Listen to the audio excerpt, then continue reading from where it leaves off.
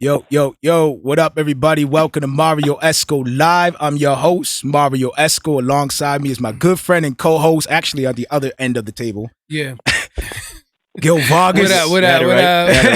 It's me, Gil Vargas. Welcome Get to it the confused. show. Showtime. As you can see, we got our brother Bizzy with us today, too. And we also have another special guest who's on the other side of the camera, and I'll introduce him in a little bit.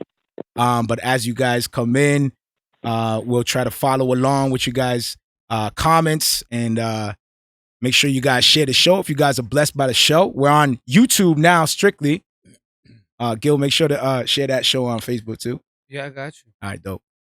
So we're on YouTube now. We officially stopped streaming to Facebook because we're really trying to build out the YouTube now, and we're trying to gear up to get some of these features that we think will be really cool with some of the things that we have lined up in the future. So we're building out the team. We're praying. Keep us lifted, please. And we're excited about the growth, and we're excited about the people that we're attracting to come together as one mind with one goal. Like-minded individuals is dope. So, and clap to that. Praise to that. Leave a review for my podcasters wherever you're listening to this. Check out our website as well. D2Lproductions.com. We got some merch available there, some music, some updates available there as well.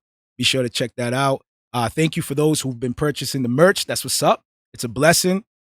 We thank you for that. We want to use that toward other things that we want to do to upgrade the set and other things that we want to do. So, yeah, that's a blessing. So when you guys give, thank you. We appreciate that. We really do.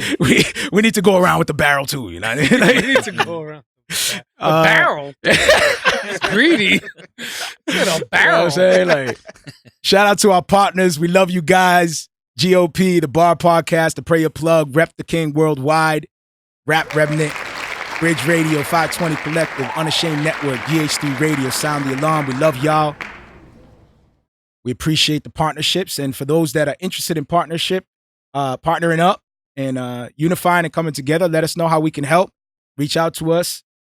Reach out to Gil. We're always available. And we're waiting to hear from y'all. Recap. Last episode. Haggis. Episode 64. Just a bit of haggis. We don't got Brent with us today. Brent, I don't know if you're in the live. It's kind of flaky right now, but hopefully you're with us. We talked a little bit about... It was hilarious how many people said they've had haggis before. I know. It was my first time hearing it. It. Haggis is delicious. It was my... I'm like, oh, well, that's really not why we talked about it, but yeah, I'm glad you liked it. It was my first time hearing it, so I'm like, oh, I don't know. Maybe this is going to spark everybody's interest, and they're going to hear something they never heard before, and then everyone's like, oh, that's my favorite. I'm like, what? You're about to get a haggis sponsor. Now I want to try it. I know, right? That's what, hey, if you want to partner up, now. Anybody has a haggis business, partner up. Let me know. We'll promote you. So we talked a little bit about Amber Guyger, her situation. Matter of fact, we have an update for that. Talked about Trump allegedly suggesting for U.S. troops could shoot immigrants in the legs at the border. And Brent came in with a brilliant idea. Brilliant. Brent was... He says brilliant. See, that's why I love having Brent on, man. Problems. You know, Brent's the OG. Brent knows how to solve all the problems, he said, release get the dogs hounds. And release the hounds. Like, that's still bad. So we talked a little bit about that. About the alligators. The alligators. That's the alligators. Oh, yeah. Didn't somebody say... I read something Trump like who that. Said that. No. Yeah. Oh, yeah, that's true. One of his original ideas was dig a trench. Come on. That's not fake news? I don't know. He's like, I wouldn't put it past. I don't even know if this is real. That doesn't sound verifiable, Louie. I wouldn't put it past. Doesn't sound verifiable. I wouldn't put it past. Is it true? I don't know. That's what I heard. And we went over some creative tips about marketing and some things that we read over an article that was sort of like indirectly pointing out some strategies that the TV streaming platforms that are using that they believe will be a good strategy for the music platforms as well. So if you guys are interested in anything like that, go check out episode 64. Today, episode 65, we got a special guest in the building. But before we start there, we're going to jump into our featured track because I had enough of talking, and I'm sure you guys had enough of listening to me I was about to be like, I'm putting everybody to sleep. Up, so here's Run It, Chris Soul. Here we go.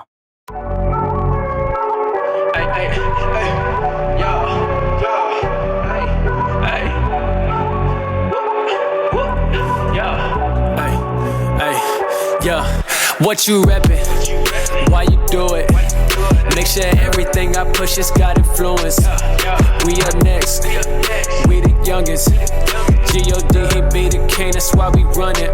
If I got it's for us, who can be against? We ain't with the games, we ain't gotta flex. If I got it's for us, who can be against? We ain't with the games, we ain't gotta flex. No, yeah. I woke up this morning and got on my business, man. I had to switch up the style. Get down on my knees and I pray to my God. We got the victory now. The devil been sneaking, but I know I gotta get up and go speak to the lost. I bob and I weave at no cost, because I know I'm serving the boss, yeah. I look up to God because I know he real. You can't call him fake unless you know the deal. Boy, he saved my life cause I was overkill. I know these wavy waters, he said peace be still. Boy, I be laughing to the gates. I am safe, I feel bad, I know the devil need a break. My whole team be repping God. If we fall, we all gon' pray. Break the chains, ain't no enemies, God made us all the same. Sometimes I just wonder how I keep from going under. Baptized in the spirit, Jesus hit like rolling thunder. This is all for Jesus' glory, I don't get no kind of fame. Maybe love, but my only goal is that they know his name. What you reppin'? Why you do it? Make sure everything I push has got influence. We up next, we the youngest. G.O.D. he be the king, that's why we run it. If I got it's for us, who can be against? We ain't with the games, we ain't gotta flex. If I got it's for us, who can be against? We ain't with the games, we ain't gotta flex. No, yeah. I ain't gotta flex at all. I'm just posting because he ain't have to take that fall. Man, his love run deep. See, he gave us all a chance, guaranteed. It was none, that was part of God's plan. Oh my. I was asleep, he woke me up and gave me new life. Well connected and secure, not talking Wi-Fi. This with me and you, the stakes was too high. I got too fly, I've been on the road, no time to fall. Heaven is the goal, I call it home. You can't have my soul, so leave me alone. Jesus is the goal, he took the load. I've been on the road, no time to fall. Heaven is the goal, I call it home. You can't have my soul, so leave me alone. Jesus is the goal, he took the load, yeah. Ay. What you reppin'? Why you do it? Make sure everything I push has got influence. We up next, we the youngest. And there you go. That was Run It, Chris Soul. The Lord was like, nah, cut it.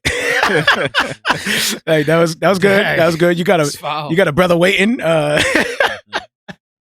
He's waited long enough as well. So Run It, Chris Soul. I love that track, man. I love the vibe. I love the way it sounds, man. Love to Chris Soul. I'll be praying for you, man. There's other songs that he's coming out with recently. When I read the article where I found this song, it gave me some updates on what he's doing, and I'm excited about what he's doing. Go check it out. Chris Soul, Run It. Today, ladies and gentlemen, our guest, Brinson Wright, founder of God Chasers Entertainment, award-winning Christian hip-hop artist from Jacksonville, Florida. Studied the music business. Also a book writer. I'm excited, brother. Hey, brother, Brinson, you there? What's happening? What's up, brother? I'm here. It's an honor to have you on, brother. It was dope reaching out to you and having somebody respond. Like, I really love how some of y'all are accessible and respond. You know, I appreciate that, man. I want to make sure man, that's front and center because you called me good, and I was like, hey, let's do it, bro. You know what I'm saying? Like, I mean, I know exactly how it is getting people on the show because I got a podcast, so I understand. So So let me ask you something. What episode are you on your podcast? I'm on 134. 130. Oh, so no wonder why you were like 63. Because you've already been there and done that. Oh, okay. Right. You know what I'm saying? I've seen this movie a few times. So wait, okay. So you're a songwriter, you're a performer, recording artist. Yep. A book writer. Yep. Podcaster. What else do you do? Minister. What else do you have in the tuck, man? What else are you working on? Minister. Keep going. Go ahead, bro. Break it down. Go ahead, Adam. You know what I'm saying? Go ahead, You man. the dude that staple. Wear 'em proudly, bro. You Wear 'em the proudly, dude that man. staple stuff to the bottom of your resume, ain't you? You want to know the whole thing. No. Be worthy of your calling, So brother. you know what? I'm one of those people. I'll tell somebody one thing, you know, and if they investigate, they investigate. If not, like some people know me solely through my podcast. Some people know me solely through my music, you know what I'm saying? Or some people know me from if I spoke at a church or something like that, you know what I'm saying? So, Dope. So you don't marry them all together? Like, so like, you know, your podcast? I try not to. He's a creative minister. That's right. it. There you go. Wrap it up. I'm a creative minister. No, but I wanted to know why he doesn't marry them all. You know what I'm saying? Because he could benefit from all. I try to kind of with my podcast, but I talk about so much stuff because I review movies on my podcast. I talk about entrepreneurship on my podcast. And the heart behind the podcast is when I came in the game, and it's the same heart behind why I did my book. When I came in the game, I didn't have people telling me what, you know, to do or whatnot. And it would have been dope if I had people to co-sign me. It would be dope if I would have had people to be like, yo, I'm going to take you on the road. You know what I'm saying? Things like that. It would have been dope if they talked to me about publishing and like somebody to school you, somebody to help train you up and understand that. Right. And I went to school for music business. I went to school for music business at Belmont University in Nashville. But it's totally different from learning the music business and doing ministry in Christian hip hop. You know what I'm saying? It's night and day. You're gonna learn so much stuff, but if you don't know how to maneuver in the church world, all that stuff that you learn in your vocationally training is nothing. It don't matter. You know what I'm saying? Wow. So you can learn this stuff, but if you don't know how to conduct yourself with pastors and different denominations, and if you don't know how to really treat people right, like all that stuff you learn is doo-doo, because ministry is really about loving people. You know what I'm saying? Like, yes, cover your bases with your business stuff, but if you don't know how to, if you don't speak Christianese, if you don't, you know, it's a lot. You know what I'm saying? It's a lot to learn. It's a tough crowd. In Christian hip hop. It's a tough crowd out there, man. I feel you, and man. it depends when you came in the game. It depends when you came in the game too, because the culture's different, you know right now. It's totally different. The energy's different right now. So the energy is different. Speaking about your book, does your book speak of a more current, like, system right now, or is it when did you release your book? The book is over a year old, but so it's fairly new. The way that I wrote it, I tried to be timeless with it. Like, no matter what area you're in, it tries to posture your mindset and your heart to do ministry, but still handle the things that need to be handled. Like with your paperwork, with you know, things like that. So I try to make it really universal. And if somebody really, to me, Christian hip hop is ministry, and it's a big ministry component in it. And if you're just doing music, you don't want this book. But if you're doing music with a ministry component where you want to really help people, you know, compel the lost, you know, do things concerning the Great Commission, then this is your jump off, you know? Wow. So speaking of which, man, you kind of like hinted at something that I definitely wanted to talk about. And we have something called the Creative Tip. And when I saw that you were an author of a book called 10 Things Every Christian Hip Hop Artist Should Know, I was like, no brainer. Like, I'm going to have you kind of break down 2 chapters that really caught my eye, chapter 6 and 7. It's about the people versus it's still a business. I want you to kind of like, could you explain to me like the differences between those two and what are the objectives? And how do you carry that out biblically, you know, but professionally at the same time? Well, the one that it says it's about the people, you really got to think about Jesus' ministry. He came to save, to reconcile us back to the Father, right? And when I came into Christian hip hop, like it was things going on that I rarely see now. I still see them, but it's rare. Like altar calls, people like an artist would jump off stage and start praying for people. You know what I'm saying? Like, and when people come to these concerts, some people come because they need a word. Some people come because they're hurting. Some people come because they like, look, this is the only alternative I have for my kids. They need something clean. They need to see something different. So I think you have to know that, yeah, you're going to be saying your raps, but I think people need to have an intentional pen. Right. Oh, that was good. You know what I'm saying? Like, can you write a rap that's going to bring somebody to their knees? Can you write a verse that's going to make somebody contemplate like, yo, I really do need to live a certain way towards the Lord because he is watching me. And it's about uplifting the people because it's a two-way street. I feed them, they feed me. You know what I'm saying? Right. And and the thing about it's still a business. We have to have the right mind regarding money.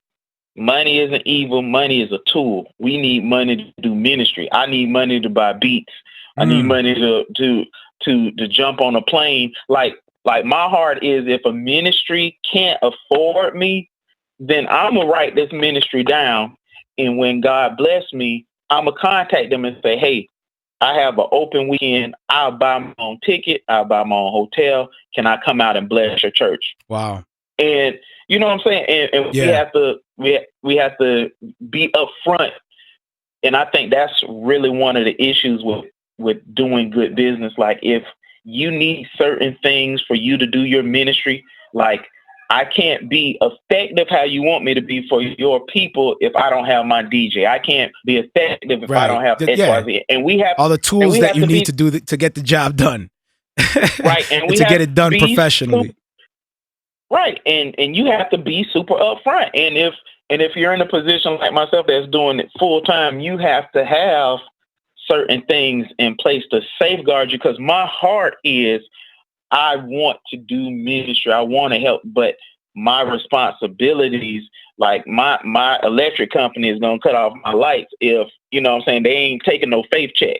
Right, you know what I'm saying? They like, like that. But so you have to be up front. You have to get everything in writing, like everything. You know, the Bible says, write the vision down and make it plain. You have to be up front. And most of the time when you are a Christian rapper, 90% of your job is educating churches on what you do, what you need to be effective, and how you can help their ministry. Like, if they just want you to come and rap, great. But sometimes you got a youth pastor who is new, and it was like, well, I just want to bring you in. But then I'll ask questions like, what have you been teaching on? What's the climate of the ministry? I'm coming in there to point kids to Jesus and to their leadership. Because if these are guys, I'm only there for a night. Right. You know what I'm saying? But these people are going to be in the trenches with you when you are depressed, got anxiety. They're going to be praying. I'm going to be praying for you, but I'm in a distance. But these people are the ones that's going to be laboring with you. So, and I think that's one of the mindsets that artists have to have. Like, dude, these people are, if it's your first time, they're gambling on you to be good and to help, not to be a diva. Right, you know what I'm saying? Right. So, yeah, it's the opposite of the world. Like the world wants to be pampered and worshipped. And we just want to have the ability to freely serve and serve even more. Like, for example, my pastor right now is investing in his home to extend it for the sake of ministry because his younger ones are out, and he wants to open up his home more to the church. So he's investing, but to serve others. Yes. Yes.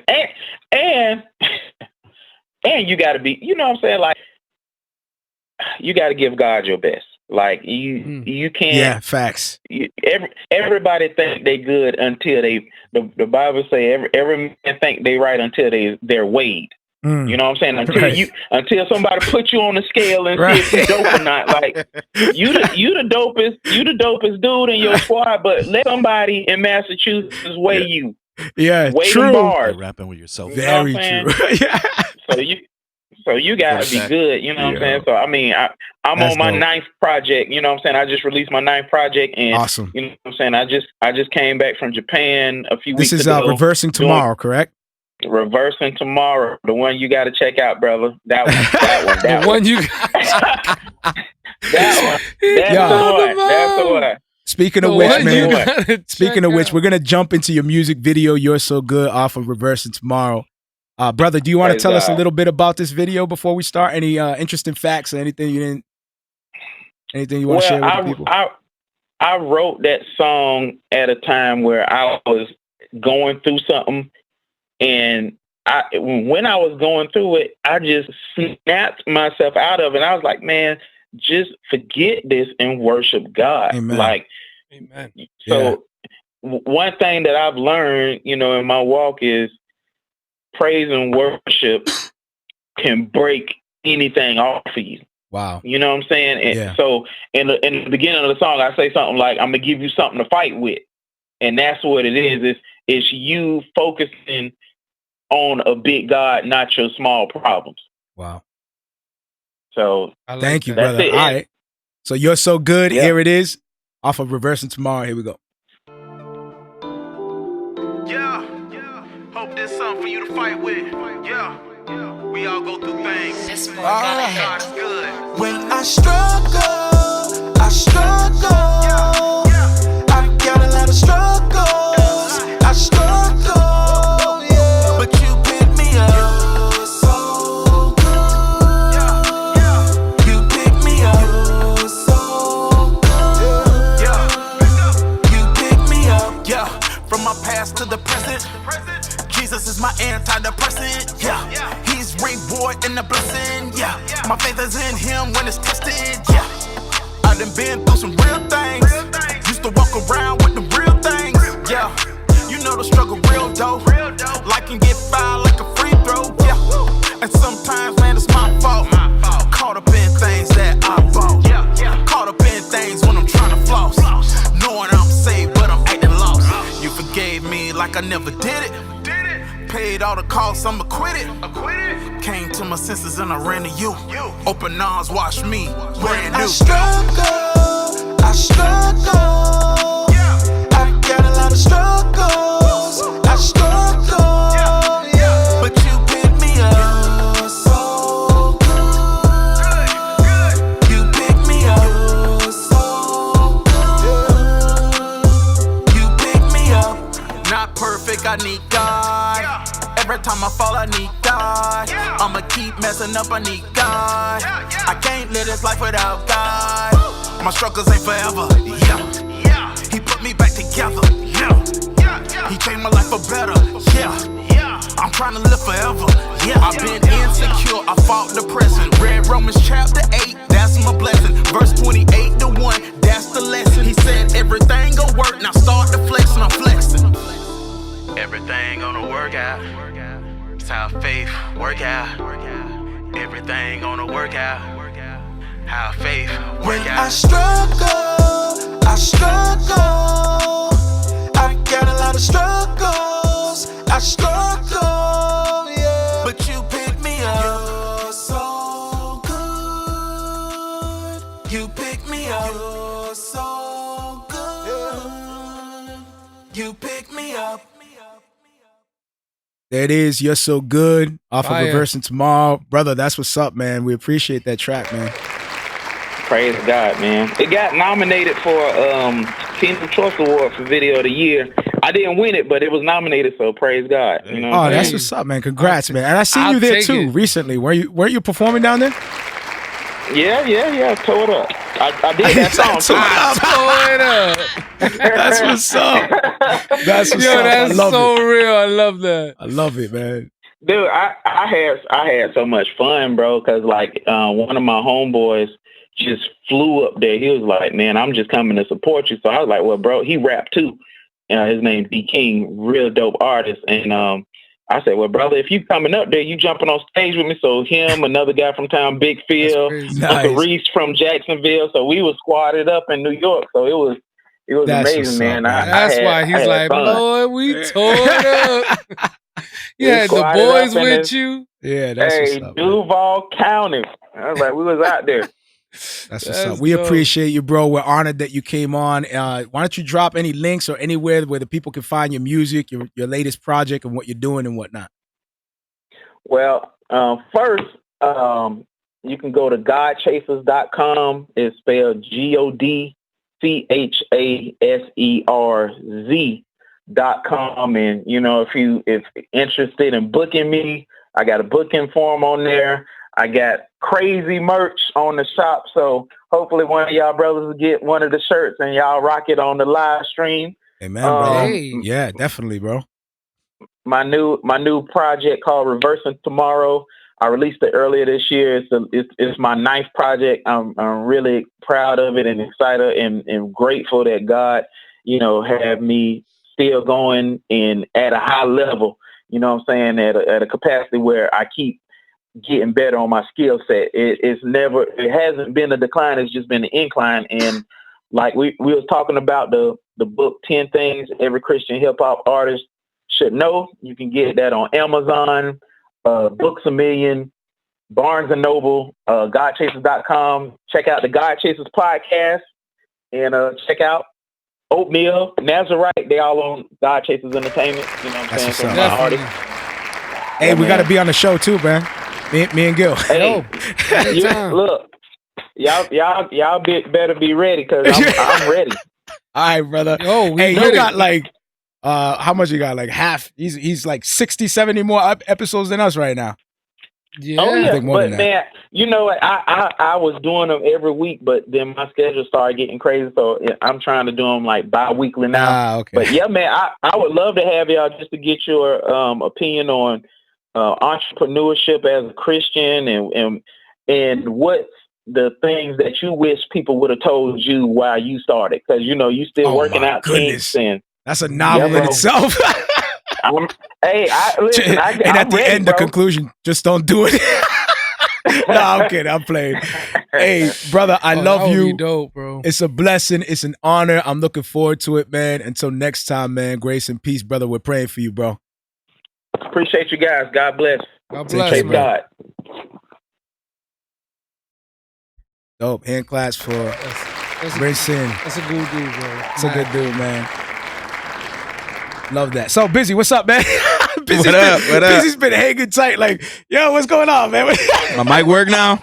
Does my mic work? Yeah, we had Sammy. Yeah, Bizzy here. I want to talk to people tight. too. You could have said something. Nah, I know. I was letting him rock. I was letting him talk about his book. And we got another special guest with us on the other side of the camera. I told you I will flip it up. Louie Moreno is here. What up, y'all? Louie? What's going on? He's not new to the game. He's not new to the game at all. Talk about Christian creative. I'm reading about you. Let me go down a little bit. Oh. Let me go down. Let me experience in everything arts. I was thinking media production. This is dope, man. This is he got a nice from little directing, concept creation, production, writer, editor, digital media. Like, you do a lot. You're a man of many trades when it comes to entertainment and production, man. I appreciate the acknowledgments. Man, I'm reading this thing. Here's Bizzy, right? Bizzy's over here like, yo, I got someone, my boys is coming. All right, cool. Like, I'm just thinking like, all right, another dude chilling. He sent me the info. I'm reading. I'm like, oh my, this ain't just like my boy is coming. Like, this dude is like, man, this is amazing, dude. That's awesome. For real. Some of your stuff on NBC, Univision, Telemundo, like that's crazy. Are you still currently doing work for them right now? I've been working with, collaborating with some people that are working with PBS down in Springfield. They launched a show called Presencia. I was a big part of the inception of that show, kind of off the books, under the table. But yeah, it's a show. No. Okay. I'm telling. Go ahead, brother. Go ahead. Just low key, kind of advising them and helping them, which is unusual because these people are employed by PBS, and you would think, they don't need this kind of help. But they brought me on board for the first season. Once they got the thing unlocked, then they went on their own. Okay. But as far as working with networks and things like that, it's kind of been low key because I'm doing this for a living now on my own, and so Wow. you know, focusing on the family. So not focus on the family, focusing on my family. Yeah, right. It's two different organizations. Got it. But yeah, so I've been staying busy. I try to stay excited about the things that happen. I know my hand's been involved with a lot of people who've been able to mature and do great things, and I'm happy to have been a part of those artists and helping them along the way. I really feel like that's part of the calling is to assist those who are in need, to be a vessel for other people. Amen. Who need it when they're serving, kind of on that wavelength. And then if they mature to another level and they move on to other things because I was able to collaborate with them, then fantastic, you know. Yeah. So That's cool, man. that's a How did you blessing. get started in the film? To be honest with you, man, when I was in high school, now this is a few years ago. When I was in high school, I had this. I used to design flyers of events that didn't exist. These were events that had never happened. I would create a flyer with my favorite rappers, and I would put All y'all created just do weird stuff, man. And I would go around passing out these flyers. I was a creative, but Mario used to make mixtapes by recording over tapes and then flip the tapes and re-record them again so he could do his dubs and all that. Like weird, and then he would like say, "I got an album," and when you play it back, it's just like. So I used to do. I dabbled in music for a while too, and I used to record on it was a CD recorder that allowed me to record over and over on the same CD before burning the CD. Wow! So it was like a 4-track kind of situation where I was able to record different layers onto a CD, and then this is before Pro Tools and before Fruity Loops and all that. So really dating myself right now. Dang. You're experienced, bro. But going back to the creepy story. Go ahead. I used to design flyers for shows that didn't exist. Wow. I used to pass out these flyers. You know how many people probably showed up to these events and was just like, I have this flyer and I came for this show and I'm going to write a formal complaint.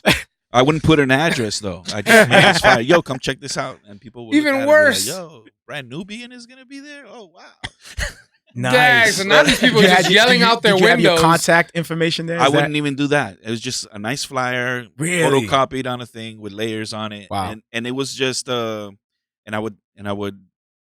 wasn't even writing rap music then. I was just a fan of rap music. But these flyers was kind of like the first thing, and then it led to a passion in photography. And then after a few years of doing photography, I got into video and video editing, video shooting. But I was always writing. I used to be an actor. I pursued acting for a lot of years, and then cool. the thing about acting is when you're not getting gigs, it helps you. You still use it in life. You know, you use it for job interviews, right? Into relationships with the ladies. If you're trying to get to know somebody, yeah. So you're always acting. If you're an actor, you got skill sets. I'm gonna have to try to bring that to my wife. So like, what are we arguing about? Oh, what are we having for dinner? All right, I'm gonna be Fausto from the telenovela on this one. I'm gonna take this one out. I do not want Chinese food, Maria. I don't want it. Make it the alcapurrias. Make it the alcapurrias. Make it the alcapurrias. That's cool. Man. So yeah, man, it's just. So you went from that to photography, and then when did you start writing? So you went to acting. You started directing. So you changed roles somehow. I wanted to produce things that I could be in, so I was forced to write my own material. And is that what y'all producers do? Yes. Like, I'm gonna write things that I'm gonna be the star. That's a fact. So there's a lot of things. That's a fact. There's a lot of monologues and things that I've written like years ago that I've been able to use for ministry. Like we've done plays at the church that were loosely based on things I wrote, 15 years ago. Yeah. So everything goes in the archives. You just never know when you're gonna pull it out and kind of use it. But it was just an evolution. The photography thing started just more as a passion thing on the side for fun. And then, I started monetizing it and then started doing that as a business. And then I got hired by this church here in Springfield. That's what brought me, fast forward a few Yep. years. But that's what brought me from Miami to Springfield. Was I was hired as the media director for that church. And, Wow. And so it was everything. It was trying to run. That's a blessing. So did you knew that was coming? Did you know that opportunity? I'd been praying about that for a while. You were praying for that opportunity. Absolutely. I wanted to be ministry full time, Wow. It had to be in the arts.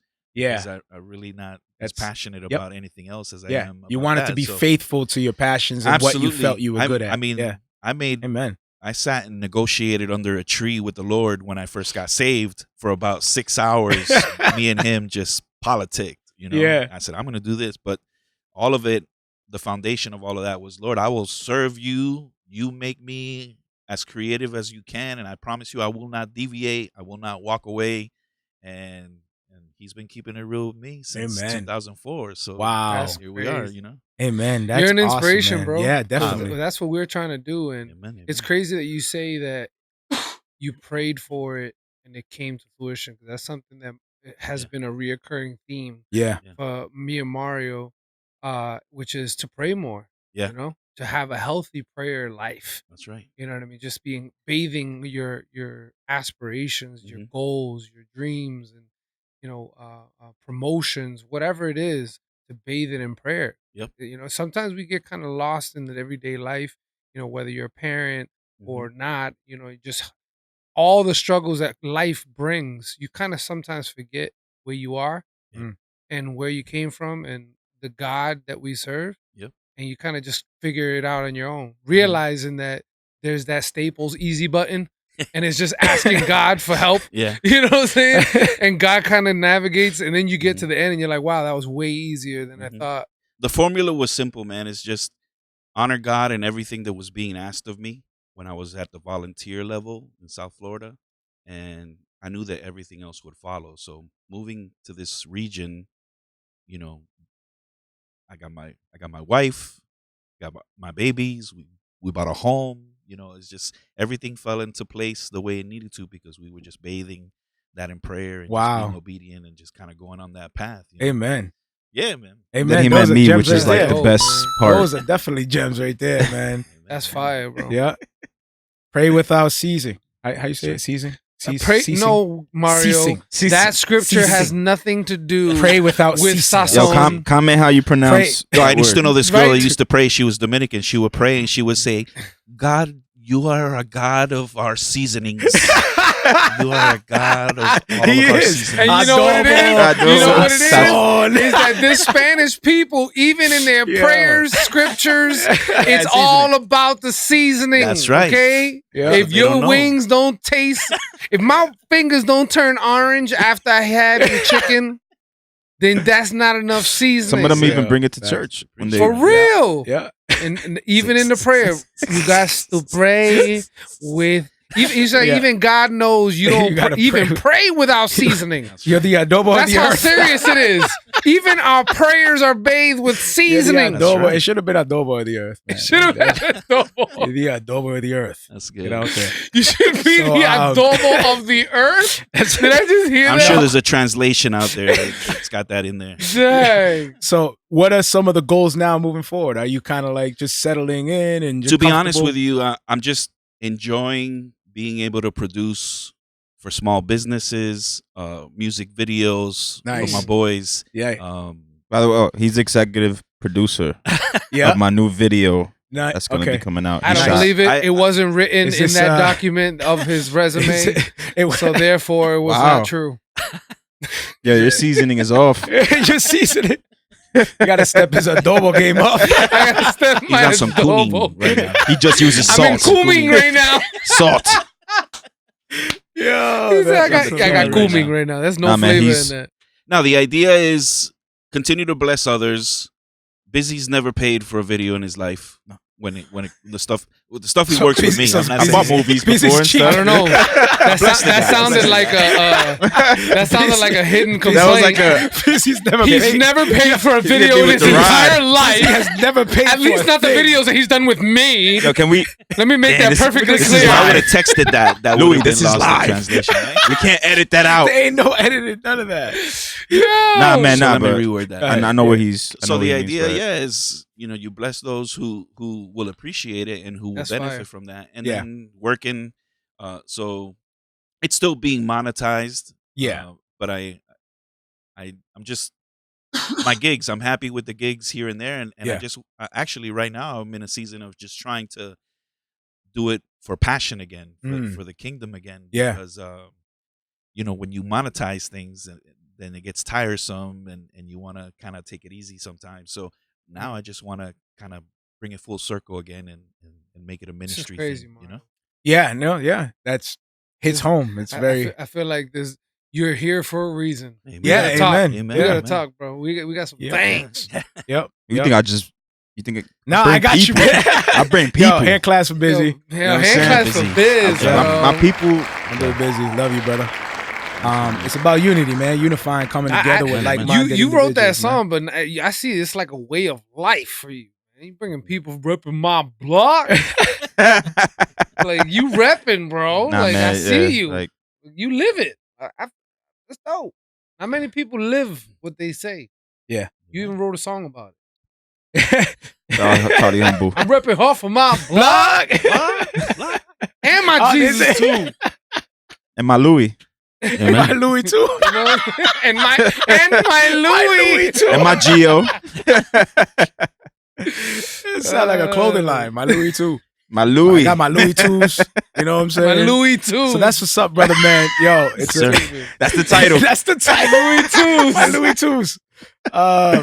Yo, it's a blessing and an honor to have you here, man. Thank you, man. I appreciate it. I'm excited about building with you afterwards and kind of showing you some things. I'm not sure how much Bizzy showed you already, but there's a few things that I'm working on and a few things that I'm trying to get together to work on in the near future. Yeah. So I'll update you on that, but it's an honor to have you here, brother. I'm really excited because in this region, everybody's so kind of spread out doing their thing. To find people who are passionate about like-minded things is rare. Yeah. Sadly, it's rare. Very so true. Glad that I still have some people to introduce you to. So that's what I'm saying. I'm very excited about it because I have some very passionate, faith-based creatives that I know that are like on standby, itching to get to work. Yeah. When we were doing the Spiritually Dead, I don't know if you saw the video yet. The Spiritually Dead. Okay, awesome. When we were doing that, like part 1, part 2, like the crew just developed this awesome bond because everybody was just an expert in what they were doing, whether it was the gaffer, the rigger, the director. I learned about the names I didn't even know exist. I didn't even know there was a dude that was called a rigger. Yeah. You say we're bringing a rigger. Yeah. I'm like, careful. That sounds dirty. I'm like, Are be careful how you say that. That sounded really bad. Was that for landscape? That's dangerous. Yeah, exactly. I don't know what it was. Exactly. I was like, that just be careful. And then he explained to me what they do. And I'm like, oh, that's no, because dope. You heard it and it was your first time hearing it. You're like, what? What did he do? Did you just want to call me? Man. What he sure we need it? Over there? What? No, but it was cool with the crew. There was a lot of headaches. There was a lot of pains. There was a lot of times where we were like, we're not going to finish this. There was times where we felt like giving up. It was more headaches out of it than what than I thought anything. was crazy, Mario, and I don't know if you noticed it too, but Go ahead. When you see film, right, you don't really notice like the work that goes like the hard you just work see it the takes scenes to capture like, those moments. Going back and forth, all pretty, and they don't know that every single time they have to take the crew. Film, just to change a flip scene. On all that equipment, all the people, all the camera, flip it on the other side, and film. Put all that together. It's like hours and hours and hours of footage. Facts. That you got to piece together because those are all cut scenes. And you watch a movie and like, wow, I really don't like those transitions. For real. I really don't like those transitions. It was a little weak. It's like, you know how hard that is to make those movies? And you just critiquing it like it's nothing? Well, that's why you got to be really creative with it because you're trying to you're trying to entertain. You're trying to make it presentable to somebody. You know, it's like a cook. Yeah. You want to make it look beautiful, look right, taste great. You know what I mean?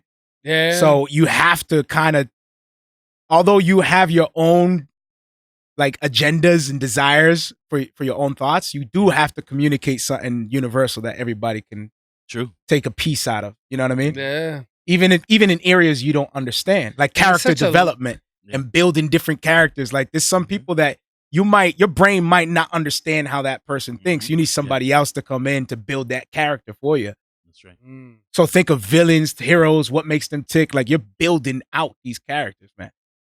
Like some of these characters have full stories. Like people wrote stories about them just to develop that character that they'll never use in the film. Right. And the actor goes and reads this dude's whole story, where it came from, who his parents are, where everything. He reads this dude's novel. That's to really you got to draw from that. Yeah, and becomes that character. Then he applies that to the script that he's reading in front of the camera.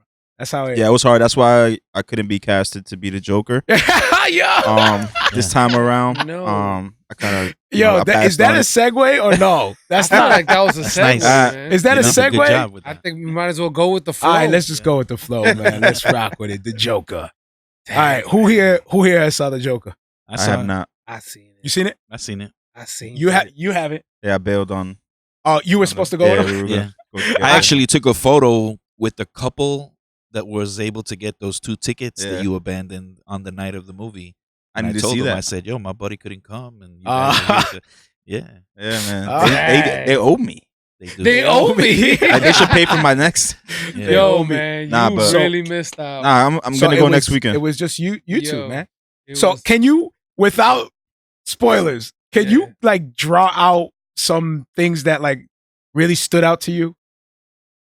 No I know it's a spoilers. Once challenge. again, no I know I'm spoilers. challenging you. Is there anything that you could draw out of that thing? Like, all right. So what I took out of it. First of all, was it something that was triggering?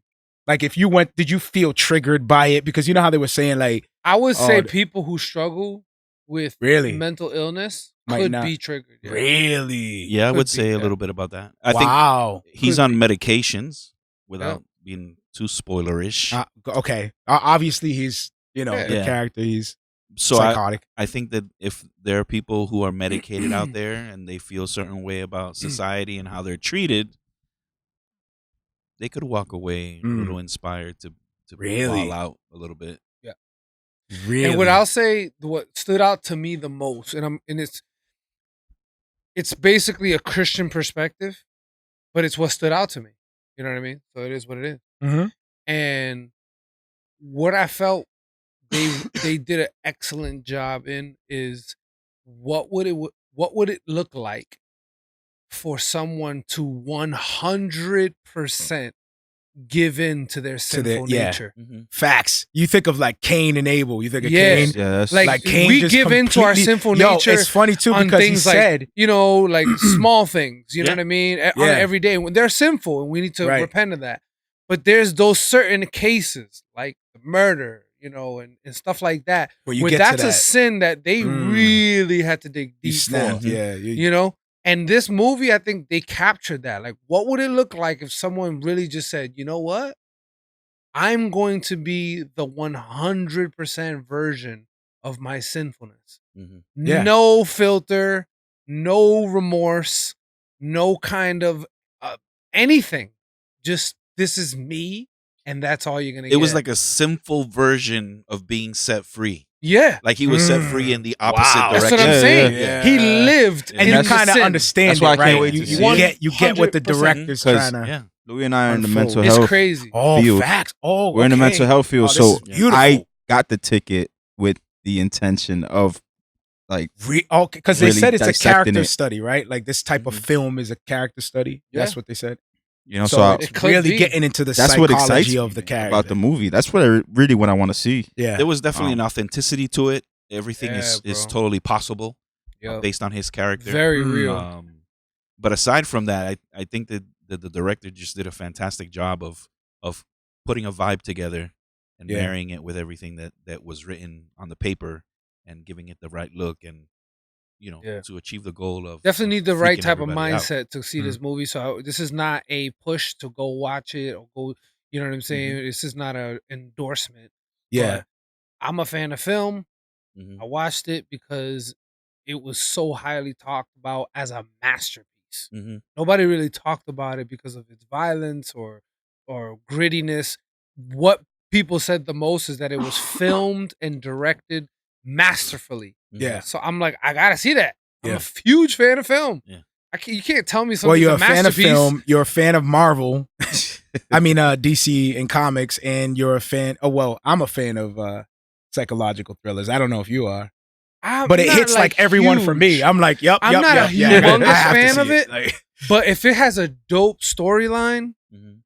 I'm down with it. Like if it has a really good story that connects with me, like I can connect. but with you it, didn't. then I'm Oh, cool okay. with it. But like if it's just a psycho thriller, and sometimes those types of movies don't even make sense. Sure. They end, and you're like, what?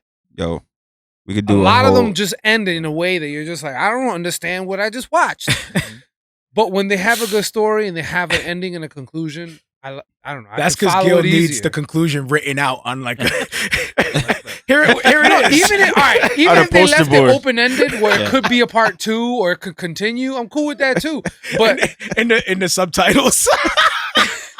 It's like, but I'm saying, like, if the movie is about a It's the Cliff murderer Notes. and he has this long line of murders, and then the movie ends of him smoking a cigarette, Oh, that's man. confusing. Like, That's okay, Gil. what happened? Did he get away? Did he get arrested? Listen, we could do a Like, whole what happened?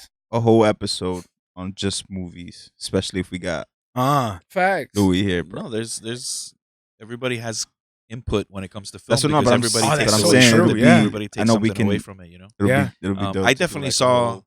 That would I be saw sick. that the director was definitely inspired by some older movies. Yeah, for sure. You know, Taxi Driver being one of them. Martin Scorsese all day. Like, Yep. you would have said he directed it. You could have believed it because it was very gritty, very very much Taxi Driver. Mm. The slow motion dance scenes, like all Even that. the score was very Taxi Driver. Wow. Yeah, They thought of every aspect. they went there. Yeah, they Yeah. went there. What That's does why they're what does saying it's Louie a give it masterpiece. on the score 1 to 5? Well, what do you? 1 to 5. What have you done differently as a director and a writer? Like, Oh, man. That's a good one. Wow. That's a You good know, one. like, I don't know. That's a question. were you I don't watching think- it like, no, not. I didn't like I wouldn't that. have done that. I didn't like that. No, I thought it didn't have that much violence. To be honest with you, like there was some violence in it, Yeah. but Yeah. it wasn't as much as I'm sure some people were expecting. Yeah. But the violence, the way it was displayed, was not comic book style. It was Whoa. just mad gritty. I heard that part very 'cause- gritty.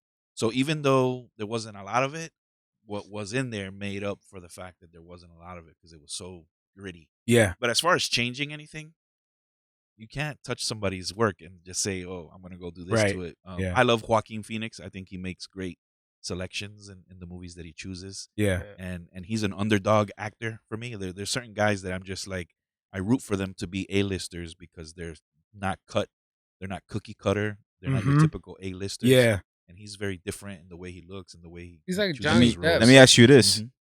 if they gave you, all right, we want to come out with a Joker movie, would you have taken that direction, or would you have gone more comic book?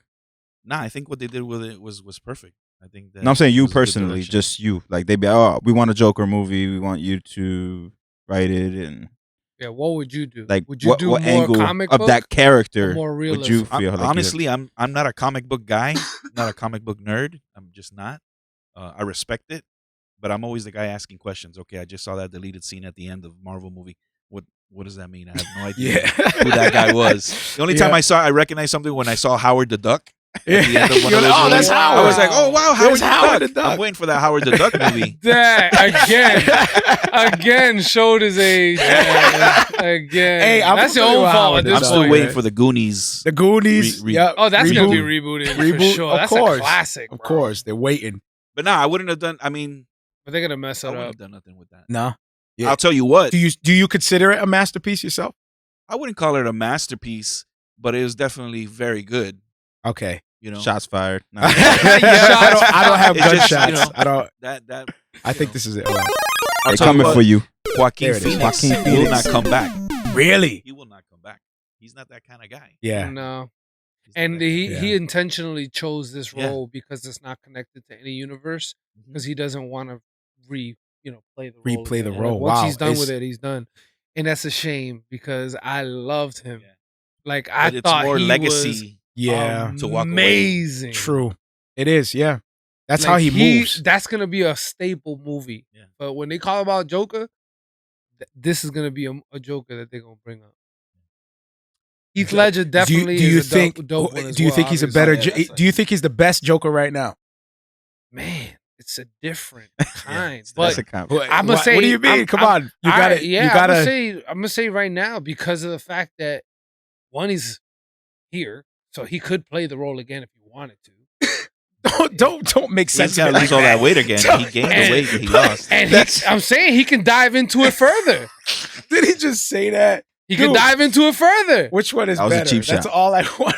I didn't ask for all I think that. he was better. He said he's here, so he can You think he was better? make a part two. Okay. I think if he had been in the Christopher Nolan version, he maybe wouldn't have been as impactful as You think Heath so? Ledger.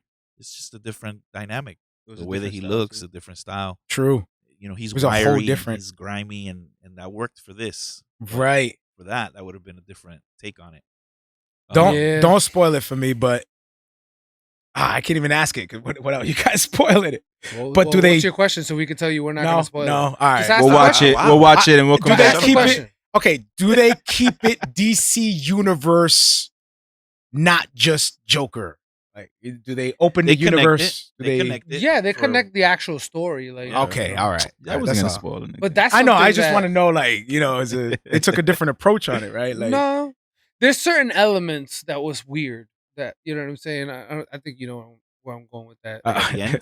Like, no, the connection. Now we're gonna spoil it. Yeah, There was certain now weird- they're gonna kill it. There was Yeah, certain my weird bad. connections. I was just like, that's not comic. There's But- a scene, and this hopefully doesn't give anything away, but there's a scene where he becomes one with who he's become. Yep. The main character. Yeah.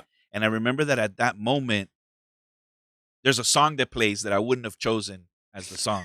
There you go. That's one thing. Yep. That's the only thing that I was like, it was. Well, it I see what they connects- were trying to do. Don't make no connects with sense. The other character. What was Is that it? what that is? It was that. Was it, Hey.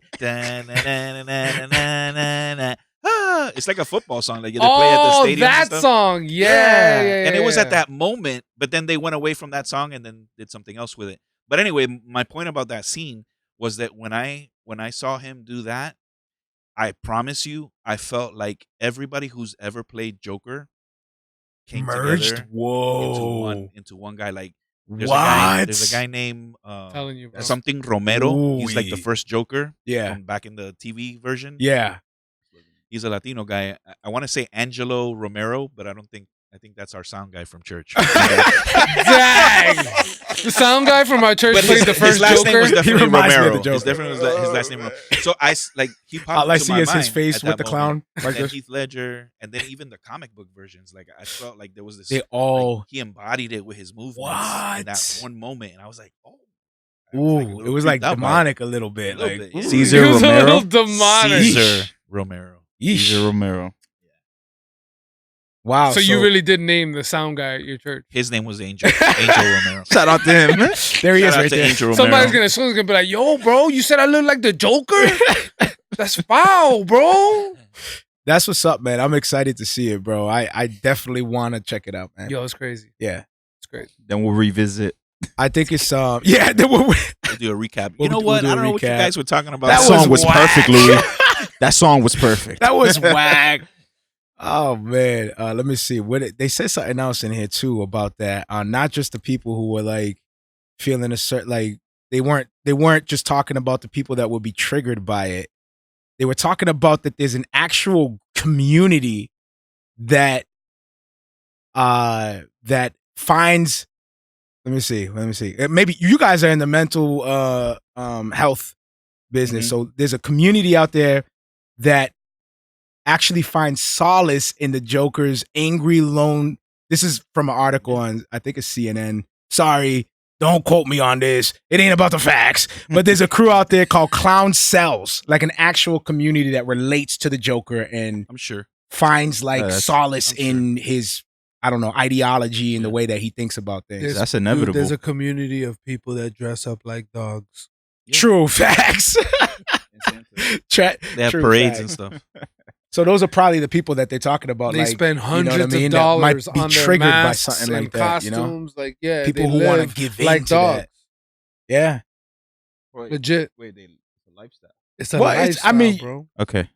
So like, this there's is a community of that. I think that's called Doganism. Is it dogging? I thought it was. no. Are you I'll serious, just bro? make that That I sounds totally good though. just That made sounds that good. up. Is that it? Doganism.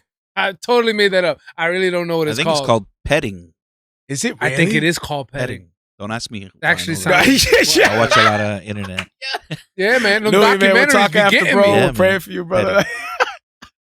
Yo, it's Oh, crazy, man. These That's people out crazy. there, and it's As not part of even my like calling, I should be sexual or informed. anything. So it's just what are they you? live like dogs. Google that. No, don't Google that. All right, cool. Thank you for that.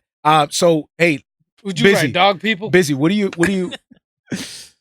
you think about people who latch on to like movie characters or cartoon characters the way that they do, like when with this kind of level where they actually have a community that finds solace in this kind of these characters? Well, Like, is that common? Do you see that? Like, is this like a thing of like worship? Like, is this what they worship? Like, I picked that. That's what I relate to the most. Like, that's what I idolize. That's what I want to be. I want to. it's a way to like, in a way, like condone certain behaviors and stuff like that too. Like, I can relate to them. So, you know what I mean? So it's. I'm not saying that they all do it, but in a way we can all relate to a certain character, like in a movie or whatever, or like when we take kids where we work, we can take them to the movies and then talk to them afterwards and say, hey, which character You do taking you them to relate the- to? You taking him to the Joker? But I mean, if you think about it, if you really think about it, like Yo, Nah, I most don't of take these them to that. movies, I don't take them to the always- movies. Period. To be honest, Yes. Most of these movies are always coming from a real place. You know what I'm saying? And they do that for a reason because they want some sort of connection with their audience. Yeah. They want people to relate. They want people To the be like, characters, yo, I yeah. feel that. And Yeah. if you see this movie, you'll see a lot of people are going to be able to connect to this dude. Not just the insane, not just the people who are psychotic, like regular Man, people. is that the proper terms, guys? Guys, help Hey. help my brother out. Hey, You man. said it's not about the facts, You right? saying about the facts. Well, I right? mean, So man, whether that was a diagnosis or it's not for the psychos out there. It's But I'm not. just saying, like, they really highlight the things that everyday people go through, but they also show that not everybody Oh, so- can handle yeah. the things that everybody goes Got through. it. You know what And I'm like saying? those people, That there's trauma. Yeah. that group of people that relates to the Joker, like you're not exempt from being held accountable. Like Yeah. we can't say nothing to the Joker. Like he's a fictional Facts. Right. character. But And to come down hard on the makers of the film would be unfair Yeah. because any film could have that impact. Yeah. Exactly. oh yeah, You know, yeah, for Any sure. film. I was kind of telling Yo. Gil the same Yo, thing. we were joking. I was about like, that. why are these dudes tweaking out We about were the Joker? so They got joking like about Freddy, Jason, all these like massacres out there. I'm like, they're flipping out about the Joker, man. Facts. And What in the world? the most This is mild gonna trigger version. everyone. I'm That's like, like dudes are the- getting the- chopped The up over Heath here. Ledger, Like, he's like, you what? see, you drop a little bomb and whoa, they go crazy. Goodness, Like, man. yo, it's legit. They Flipping have out. all these crazy horror films, and then they're like, the Joker's coming out. They're like, oh my god, Oh no, there's don't- gonna be mass we need to- shootings. We need to So be careful triggered. with this one. So where are the angry children eating clowns crews? That's what I'm saying. Yeah, like- exactly. There was a dude eating children. Like, you know, that's disturbing. And there was nobody like, oh my god, Nobody's this flipping is out. going to Nobody- incite Everyone, oh, that's riots. fine. Take them to the You know what's And funny? It's all good. they had people that were in the, The movie Joker? that were suffering from mental illnesses You're You know- crazy. as well. Yeah. So you can't be like, oh, but he didn't have mental illness. Yes, it did. Just like the Joker did. So what is the difference between a killer clown that is messing with people that have mental illness to kill people Yo, compared to a guy who has don't- mental illness there's and a kills lot- people? Like, I don't get it. It's Maybe. funny. Go ahead, man. I was talking to one of the kids, and then he's 15, and he went to go see the Joker recently, and found it boring. Like he expected, like that typical Joker, like, Yeah. Yeah, mass murdering. And then he told me he went to go see it, and he loved it. Because it's more cartoony, man. Exactly. It's not about entertainment. That's it's catered also to millennials. Like they're trying to capture a new audience. You can tell by the way they redid the film. They changed a lot of elements from the original It. A lot of things they didn't mention. Huh? You watched it? Yeah, I watched it. I watched them all. I don't. But it wasn't it wasn't nowhere near as crazy as like the original. Okay. You know what I'm saying? Like the original. I didn't know they changed it. Oh yeah, they changed a lot. I mean, for the most part, they sticked to the core, I guess, of it. But there's a lot of details in the story that were very different from the original. What are you talking about? It? Well, in It, yeah. Okay. You know who puts me on to all the movies? Who? This man, right? Louie? He'd be like, you haven't seen that movie? And I'll go over to his house and he'll just put it on. Pulp Fiction, and he's like, "Nah, I never seen that movie." Oh, what? I saw it now. Okay, I saw it. That's all right. I saw it with Louie. Huh? What did you think? It was good. It was good. I liked it. Or do you guys want me to like go over the top? No. Y'all want me to laugh? And yo, my favorite part still is the Royale with cheese. What's the one that we saw? Royale with cheese. By Quentin Tarantino, the one that he just the last one he did. What was it called? Once Upon a Time in Hollywood. Yeah. Yeah. Did you see that? I haven't seen that. No, I have not seen that. I want to see it though. I don't know. Is it good? Do you want to see it? Is it It's been out for a long time. If you're a fan of his, you'll enjoy it. It's just weird, like that. Even the trailers, I don't understand it. So that's why I haven't seen it yet. But it's one of those movies like I want to see it. He's notorious. Quentin Tarantino's notorious for not wanting people to know anything about it until you go see it. So the trailers are always never going to make sense because he wants you to see it, experience it, go to it. Yeah, all his trailers are always weird. It's always like quick, fast. You know, something happens and you're like, "What just? What I just watch?" It's usually like this is Quentin Tarantino's new movie, and the whole thing is like. That's it. That's the commercial. And you're like, what? Wait. All right. I thought this was a movie. All I saw was somebody open a can of soda and drink it. All he told me was, and then at the end of the commercial, you see, you have to cater to different kind of people. Right. With Gil, you need to show like the whole movie, and then explain the movie at the end. And then at the end, no, but at least show me something. Have like the cliff notes at the subtitle. His commercials are not even about the film. He wants to know the whole movie in the trailer. He wants to see. And there are plenty of trailers like that. You know, watch the trailer. Wow, that was a good movie. It's like an 8-minute trailer. I'm glad I just watched the trailer. I just saved myself $13. Oh, man, that's crazy. Oh, but you can't lie. You can't tell me that when you guys go to the movie theaters, just before they show the actual film, those trailers be like, yeah. Oh, I love trailers. I love trailers. I love trailers. I do it's too. Part of the experience for me. Yeah, I do too. Like I rush to the movie theater actually just get to mad watch the trailers. Like, if I miss let's the trailers. not miss those trailers. Anybody man. get teary-eyed for a trailer? For a movie? I have. I have not. I have not. Clean tonight. Really? Get out of here. Yeah, what trailer is it? One time. Toy Story 3? We're gonna play a lot. We're gonna play a lot. Yo, wanna we see can Louie cry actually today. play the trailer Tonight. if we actually had it. But what trailer Can't was it? remember. I gotta Can't know. remember. But there's been some. My wife always turns to me and checks me. Are you crying right now? No. What are you talking about? The trailer manly. for I'm manly. Okay, have you cried for any of the Toy Stories? Real talk. Yo. Oh yeah, part that's a three. real question. I That's never a real did. question. No, I have not. The one I with the never bear did. And I with love the garbage truck bear. I'm a Number fan. Go ahead. Dude, I was Come on. when he gives away all the toys Yes. to the next kid or whatever. Yeah. Oh man, I was crying. I cried in Up. Like that first. Okay, but that's Viejito scene different, man. In the very beginning. Oh, like look that, at Gil. The first That's 8 minutes. different. Wait a minute. That's a lifelong hold on. love, man. And That's a in 8 long minutes, love. like right in the For beginning. real. Right in the beginning Yeah. of the movie. No joke. Wow. Gil, But, break it down, man. Break what down? So why'd you cry?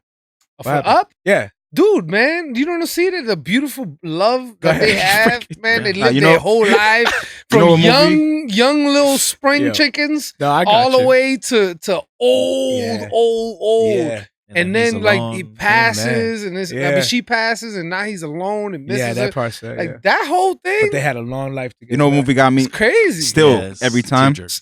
Pursuit of Happiness. Oh, Okay, yeah, okay. Yeah. You got Every this. You gotta single go to time. the obvious. Like, Hey, I'm trying to Come share. on. Go facts. he's trying to share. When I he's don't, Why you I don't shaming cry it? at Why Toy you Story shaming and it? talking Share, about man. animation. I'm not crying about animation.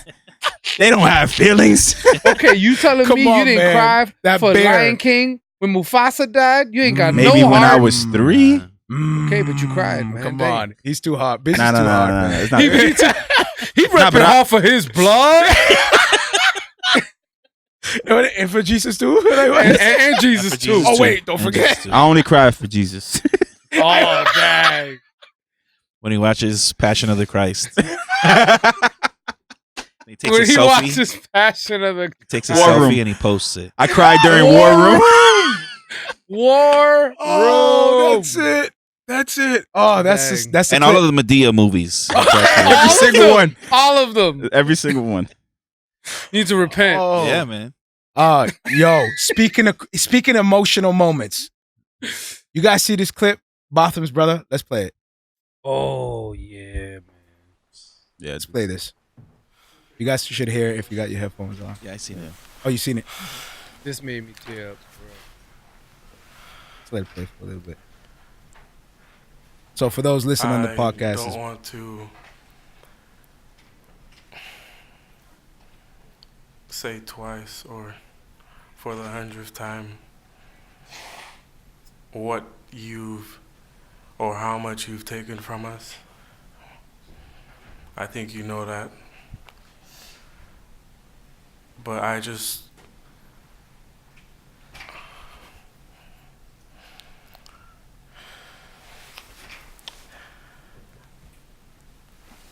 hope you go to God with all the guilt,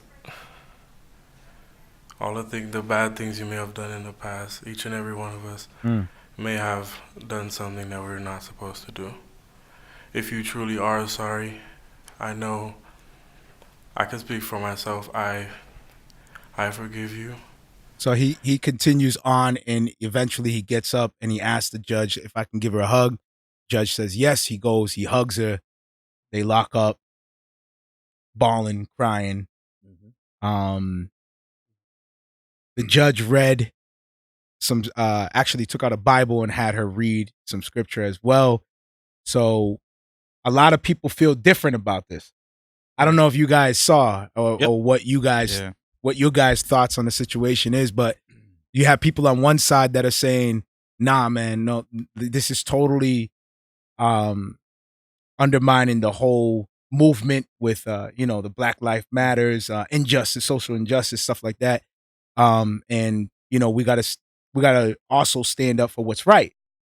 They feel like it's unfair, 10-year sentence, like for murder, and how the story unfolded. And, basically she was in the wrong floor. She was just a bad accident, a super awful situation that happened, that unfolded, and so a lot of people are saying, nah, that shouldn't have happened. She's a police officer. She should, they think the punishment isn't severe enough, and they're not happy with the way that people responded with love and forgiveness.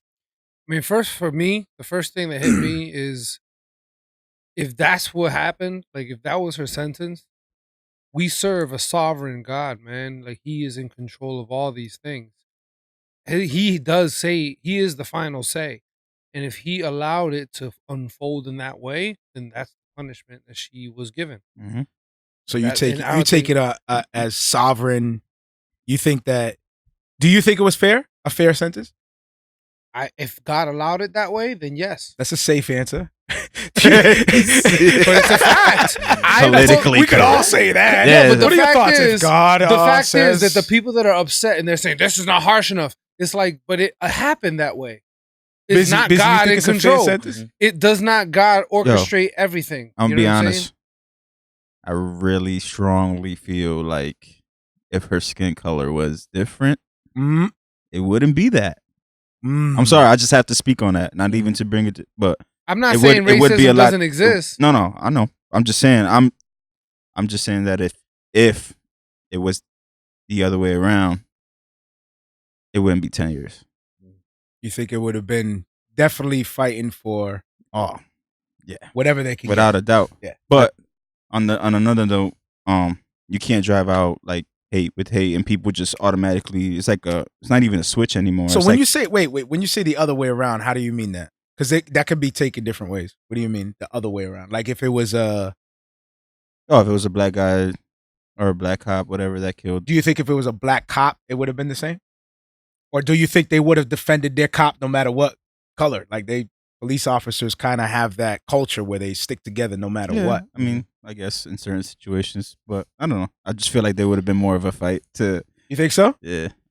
What are your thoughts? Again, I have a lot of thoughts. Because the thing is, about it's happened, man. Like Yeah. this case is not new. You know, there has been black officers that's killed white people. You know what I mean? And cops. I think that for us to put ourselves in the position of what's right and what's wrong is to put ourselves in the position of what God has asked us not to do. It's not our job to judge or to carry out a sentence or to feel if it's fair or not fair.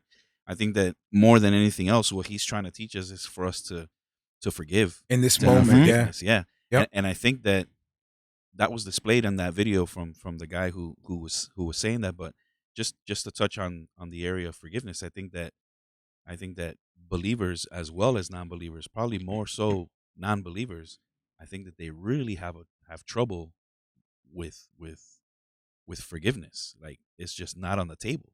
You know, I saw a documentary recently about the Holocaust and how they went after this guy he was one of the guards during the Holocaust, and he was now 90 something years old, and they set this guy, he was on trial.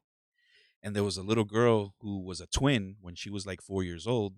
She narrowly escaped being gassed at one of the camps. And she approached him during an intermission at the courthouse, and she said to the guy, "I forgive you." She gave him a hug. And this was like caught on camera by the court cameras, but it wasn't something that was intentionally like supposed to be televised. And all of the Holocaust survivors that were still around were criticizing her for forgiving this guy. And I think that, I mean, these are the chosen people. These are people who have survived like an amazing thing. And unfortunately, it's one of the final frontiers of breakthrough that people need in their lives for freedom, for being set free. I mean, this is what we're learning right now in our freedom home Bible studies. Is forgiveness is the forgiveness is not about the other person. It's about cutting loose from carrying that weight with you. And when you can't let that go, you know, there's a sentence on yourself that you're applying to yourself. Wow, to not be able to forgive. That's deep. That's a gem right there. That's bro. deep. And Yo, so we're about to give keep it going. We're about to give Bizzy the buttons. Yep. Yeah. No, that's deep. Go ahead. Go. Yeah, man. So I, you know, I hear the question. Do you think it was a fair judgment for 10 years? And I'm just glad I'm not the one who has that. Make that make that. You know what I mean? And yeah, I hear the when the roles are reversed. I mean, we see it all the time. And I'll tell you what. I don't know if you guys know about the update, but one of the guys who testified against I heard about it. He was murdered. He was in it. Yep. He was in some kind of situation, some kind of drug deal situation gone bad. That's what they're saying. I mean, they didn't say when I That's heard what they the said. story. When I heard the story, I just heard that it was unknown. There was a guy who lived across the street from the guy that was murdered. Not across the street, across the hall, because they lived in an apartment building. He testified that he heard when the officer went into He testified the against the cop. Yeah. And Amber. And he kept himself pretty, you know, he was concerned. One of his things during that trial was that he was concerned that someone would want to retaliate against him because he was basically testifying against that police person. And that was a concern for him at the time. And he says it at the, you know, when he's in on the stand. And basically he reported that he heard when she came in, and she never said stop police. She never made any statements that she was a police officer. All he heard was a couple of screams and then shots rang out. That's not saying it was intentional. He's not making any accusations. He's just calling it how he heard it. Yeah, this is how it happened. But this testimony helped the sentencing of this woman. And so now a week or so later after the sentencing, he gets shot. Homeboy gets shot and killed. The story is that somebody drove I forgot where it was, but anyway, somebody drove like 5 hours away to drop off the drugs, and it was like certain amount of pounds of marijuana or whatever, and it just a drug deal went bad. They ended up shooting him, taking their gun, his gun, left the drugs there. Oh yeah, man, it's hard. They found the bag, and it's hard to believe. Anyway, so it was something that I overheard. So don't quote me on that, but go check it out. That's the update recently from what I've heard. That a drug deal gone bad supposedly. So a lot of people are like, you know, this is fresh situation. You know what I mean? Like this, somebody's life was taken, and now somebody's out, others' life was taken. Like, that's a real serious situation. So to speculate on like conspiracy and whatnot, is not the time. But at the same time, it's kind of fishy. It is. The timing is kind of. That's crazy. It's kind of weird. This world is nuts. Yeah. Yeah. It reminds me a Because little that's bit part of of the things that I question. I'm like, as a trained officer, how you not walk in and announce yourself? You know what I'm saying? Especially if she says that the guy's coming up, out. Yeah. You don't. I mean, she thought she was coming home. She thought she was but coming as soon to as her you own saw him, because she said she saw him, she got scared. He stood up and charged her. Like, that's the moment when you see them on the couch. I am a police officer. What are you doing in my house? Right. Yeah. That should have been the first question. Sure. Have you ever lived in an apartment building? Yeah. Have you ever Many walked times. into somebody else's? I've Bizzy got never a walked different into take. somebody's house. Go ahead, like, Bizzy. I have. Go ahead. You walked into So what somebody happened? else's apartment. Yeah. So what happened? Thinking it was mine. So what happened? Did you pull They it charged out? at me. You pulled it. Dang, we're at the same What case happened? right now. What happened? Same case. Is it a pending No, case? nothing happened. It was the because Bible? because It was like- nothing happened because they didn't even know I was in there. You just Because I backed walked out. in and I automatically knew, like, You were like, oh, oops. this is But the that's same. what I'm saying. Like you walk in, you may get like 3 or 4 steps, but after a while, you're gonna be like, the wait a furniture's minute. different. The Yeah, stuff on the furniture, wall or the whatever. smell. The smell, Like, yeah, the smell's the first. That's what I mean. thing I that- mean, her Like how alibi. you go all the way in, like, and then you see in the video of when she's like acting frantic, like you could tell that the apartment is set up like those long ones. So when you walk in, there's like a little corridor, and then boom, you're in the apartment. So you had to walk in pretty far until you get into the apartment. Right when you first open the door, close it behind you, you got like maybe 6 or 7 steps before you get to the actual apartment. Right. After the 5th, I'm like, Did they do a toxicology thing on her? Was she? after the 5th She just one, come my off duty? nostrils are Was she flaring drinking? up, and I'm I like, know I just mopped Yeah. the floor with Fabuloso before I left the house. hell yeah. I'm like, I mean, her what? story didn't sound like a story that's like, this is what happened. It's not my fault.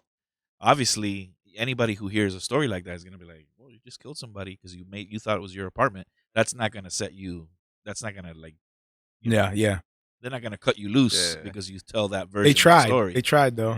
Yeah. Well, to get manslaughter, right? That's what they're trying to do with the Yeah. castle doctrine Because they law, obviously, where you heard about that, right? The castle doctrine. So if they were to prove that she really she thought really she was in believed her that she home. was in her own home, that it wouldn't be considered murder, it will be considered manslaughter. So it'll reduce the because it was on sentence even accident. Basically, further. it wasn't intentional. But based off the evidence, based off of everything they gathered, the fact that she didn't announce herself, the fact that she's a trained officer, Yeah. you know, she went to the wrong floor, all these different Yeah, things. that's what. Yeah, It's like So you it's an apply- poster. intentionally murdered this dude. Because how did 'Cause you're you trained, ignore yeah, all these all the things signs, all the That you're supposed and to be trained still in, yeah. kill the guy? Not even after drawing your weapon. Freeze. Mhm. Don't move. Like there was There's a lot not. of It was things. just pop, pop, pop, pop, pop, pop. wrong apartment and boom. That You was, know what I'm that saying? was Yeah, really I was it. watching Like, something end of recently story. that I hear all the stories of what cops go through, and I hear all the stories about what cops do, and I always try to keep a balance. But I support the cops more than I disagree with what they do. I think that the same Oh, guys that are facts. making mistakes are the same guys who are genuinely wanting to protect us. You know, I think those are the same guys. They're just caught in different situations. But I watch a documentary about There are the a type lot of there are training bad that these cops guys out there, get. though. And the training that these guys are getting is the world is out to get you.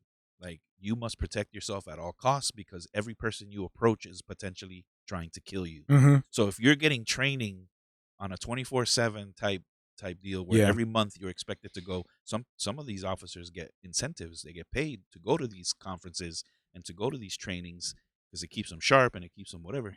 But what they're learning there, what they're being indoctrinated, if you want to go that route, is that they're under attack. That anywhere they go, they're a target to be killed.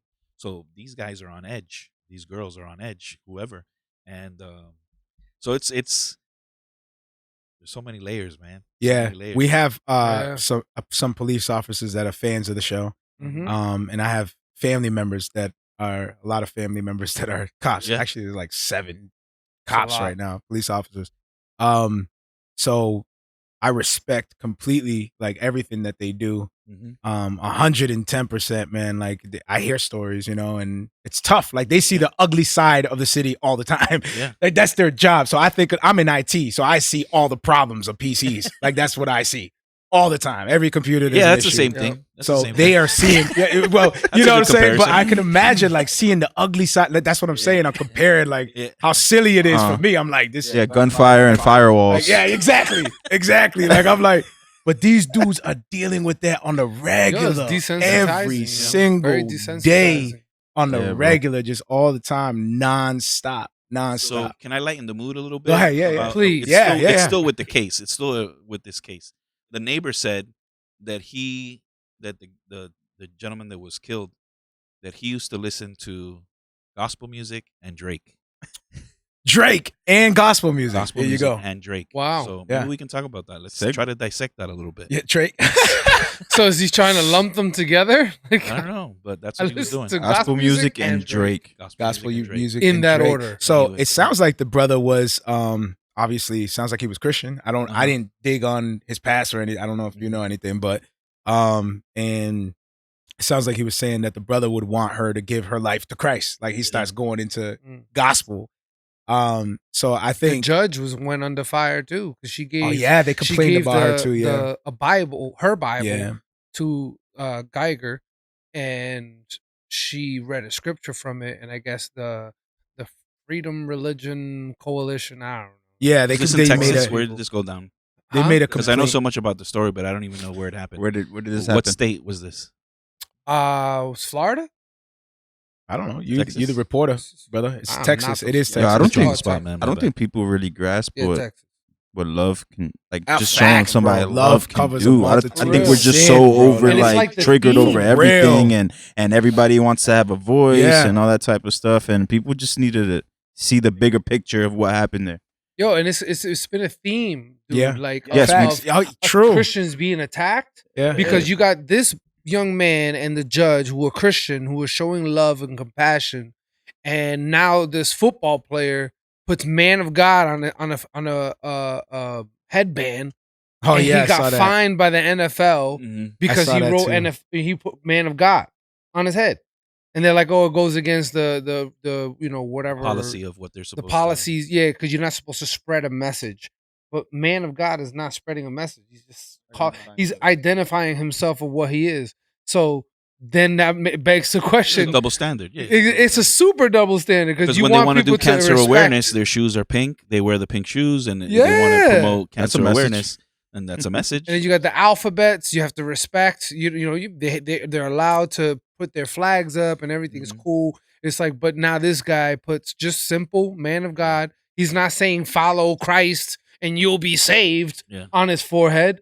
He's just calling himself a man of God. And he ended up getting fined. It was like $7,000 or something like that. And I guess a bunch of children all made their own homemade Children of God bandanas. And it became viral. It went crazy. They appealed it and he won. So that's like the latest update. He actually won the appeal. Good. And now he's going to take that $7,000 and donate it that he was going to get fined. He's actually going to donate it to, I think, the children's that did the headband thing. He should start a kind of crazy. He should start a Child of God football league. Right? For the kids. I wouldn't be surprised if his publisher and all the jerseys have his publisher is a publicist. It's probably like, we can spin this. And then like the jerseys have Bible verses.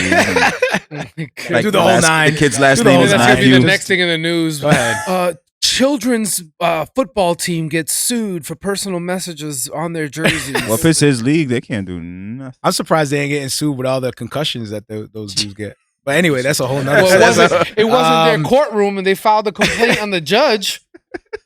It's like, it's not even your courtroom. If she wants to hand out Bibles, let this judge do her thing. Like, well, we're gonna form a complaint because that is inappropriate behavior. She is supposed to be judging people, not talking about the ultimate judge. The guy's brother showed love, and you're more upset than he is at the person. Facts. Yeah. Like, Yo, it's forgiveness, man. I think it's really cool how you know, the Lord is using all these situations. It's like For real. he's not a, you know, I know he's not like following trends. Like that's not the way the Lord be moving. But I'm saying like the way I'm that gonna he's, allow this the to way happen. that This he's is gonna present, be totally trendy. the way that he's present with it. Like right now, like he's putting that front and center. Kanye West, you know, the situation with NFL. You see this forgiveness. You see like the gospel's like out there being shared. The gospel's floating around in front of everybody's faces right now. And it's riding those waves too, where even like sound theologians who are all about reading their Bible and they're not even looking at anything that's popping around them in the culture are it's getting their attraction as well. And now they're coming out and talking about it. There's a video of you know, of Chance the Rapper on Ellen DeGeneres show. You know, repping Jesus, saying that he believes in Jesus. Chance the Rapper, yeah. That's why he is grateful for the success that he's had. And she applauded him, you know, she supported him, and you know, obviously they didn't edit it out of the show. Right. They kept it going. But yeah, you see that a lot every so often. Maybe not, you can't say you see it a lot every so often, but you do see that every so often where people are repping Christ and it gets out there. And I think it's helpful. I mean, when I first came to the Lord, one of the most instrumental tools that helped me kind of confirm that this was the lifestyle I wanted to pursue was Kanye West, Jesus Walks. And I know a lot of people have a lot to say about that song or Kanye, but that song came out at a time where I was asking questions, you know, to God, and God can use it all, man. God can use it all. There's no reason why Chance the Rapper, who's technically a secular rapper, who I heard him dropping F-bombs today on that show on Netflix, like he claimed Jesus. I know that's got to minister to somebody, you know. So the word doesn't go void. Never goes void. Yep. Absolutely. The word never goes void. Speaking of which, we got to wrap it up. And there was a lot of stuff that I wanted to talk about. But there is a pastor that's working alongside Kanye West, who's a very sound theological pastor. Went to the Master's Seminary. That's where my pastor graduated as well. And it's very encouraging what he says. He talks about Kanye and what's happening with him. And he says, I spent about 3 hours just going through the gospel, making sure he understood clearly about the atonement of Jesus Christ, that God is holy, that we are sinners, that Christ came to die in the place of sinners, that by repenting and believing in him, we can have eternal life. So he's been, again, 3 days sitting down with Kanye, making sure that he fully understands. And Kanye says, hey, man, I told you I've been radically saved. I believe that message. I want to get that message out to the world. So I don't know if he's still riding the wave for his album. He's still testing the Christian wave right now. And he's like, let's hold back until it's real hot and all the good. Look, well, the pastor, I pray for Kanye. I want him to be saved. I saw the pastor in an interview with Pure Flix. Yeah. And I highly recommend you guys check out that interview. It's a dope interview. Oh, yeah, you checked it out. Yeah. And he really went in on everything that's going on with Kanye. And there was an interesting question. They were like, you know, why would you doubt and stuff like that? And he said, with his own mouth, he was like, yo, if I didn't have direct connections with Kanye and seeing his fruit for myself, right, and seeing everything, and no one could judge but those that are he closest. was like, I would probably question him too, and I need to repent of that. Amen. That hit me. Yeah. Because I'm like, dude, you know how many people out here judging? And it's like, until he bears fruit that he's not, why is it bad to hope that he is in Christ? Yeah. It's like it's taboo. Like, you shouldn't be so quick to allow him. Like, yo, if he's professing Christ, he's having these concerts, he's having biblical sound pastors preach the gospel, unadulterated gospel, not filtering, making it wishy-washy. He's giving the hard gospel, and people are still like, I don't know. Well, guess what? The gospel's getting out to thousands of people. Thousands of people that probably don't have access to that, and all you're worried about is the validity of his salvation. Yep. Like, yo, let's take the win. We'll see after the album drops. If he drops his album and then he's like deuces and see after the album back drops. to women and drugs and all that, then you know what? It is what it is. It's his journey. Well, you know his he wasn't truly his saved. Dad. His dad is a minister.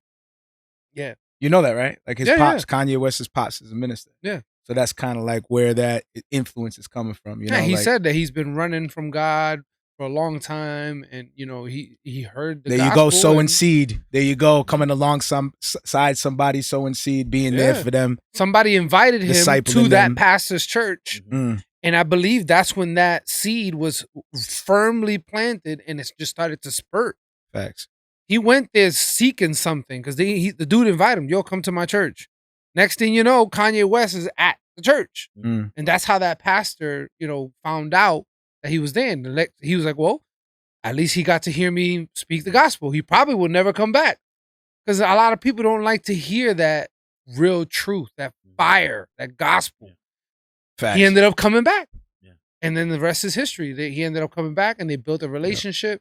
And this has been going on for months now. Yeah. Like 3 to 4 months before this thing happened. It's a dope album rollout. It wasn't a I'm bugging. Hey, if it is, I'm praying. No, if I'm it bugging. is, his fruits will be seen. We can't be all one-sided here. Like, this is a show too. No, I love it. You know what I'm saying? Like, but if he is, we'll find out. Yeah. We'll find out. No, the real talk, praying for Kanye. It's dope to know that he has people around him that know the Bible, know it well. It would have been worse if he was around some crazies, Yeah, and that's very easy. So because praying he got for money, him. you know what I'm saying? It's very easy to just pick whatever pastor you want. And he did a great interview on the David Letterman show on Netflix where he talks about mental illness as well. And so he's been on a journey for a while. Yep. He's been on a journey for a while. So wrestling. Why not keep him in prayer, man? Amen. There's no reason not to do that. Plus, what a I talent, hope it's man. real. Plus, at the same time, to kind of highlight those things, because there's other individuals that are wrestling the same way. Mm-hmm. And they identify with that, and they're saying, yeah, you know what? I've wrestled with that. What about, and other people kind of latch on to that. And it builds awareness now to other situations. So praise God for that. He's going to have his will in 1,000 different ways. He could hit 1,000 birds with one stone. You know what I mean? So praise God for that. So we got to wrap up, but I'm going to end with a video clip of Will Smith featuring Andy Mineo and Lecrae's music. So that's what's up, man. Congrats to them. We love that. We think that's a win. Anybody repping Christ going out there, we're praying for you. And we hope for the best. So we want to highlight that. And then we're going to finish up with a skit, and then we're wrapping up. So until next week, y'all, we hope you are blessed and have fun. Grace and peace. We love y'all. Here we go. I don't do the most, but I do a lot. Shoot a shot. Yo. I'm coming in. So that's Andy's song. I guess I'm on TikTok now. Wifey would love this, girl. Oh, I'm sure. I'm sure she's like going crazy right now. All right, we love y'all.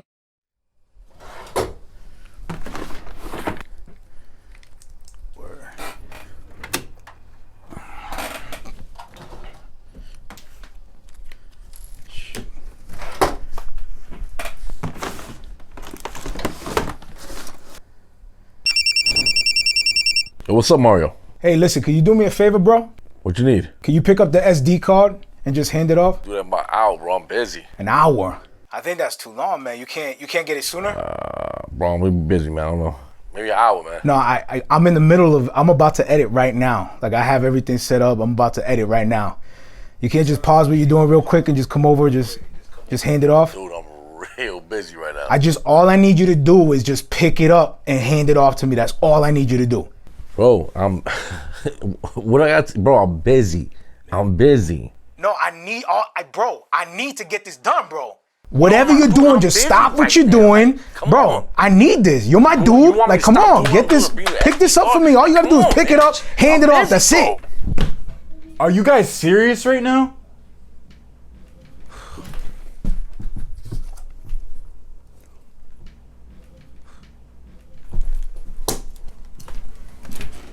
Dude, I said I would get it in an hour.